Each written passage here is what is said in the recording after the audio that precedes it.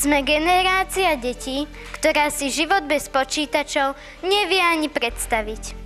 Tento zázrak postavil svet hore nohami. Vždy sa majme na pozore. Rešpektujme rady rodičov. Je isté, že im na nás záleží. Skúsme im veriť, sú skúsenejší.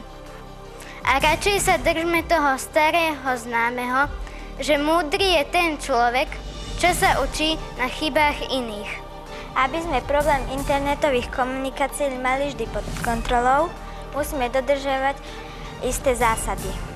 Akúkoľvek nepríjemnosť alebo šikanu oznámte rodičom alebo učiteľovi aj blízkemu človeku. Ak vznikne problém, riešte ho okamžite.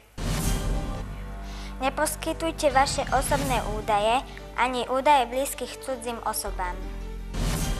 Nie všetko, čo je na internete, je pravdivé.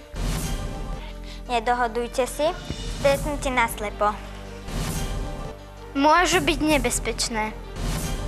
Uchovajte si dôležitý materiál ako dôkaz.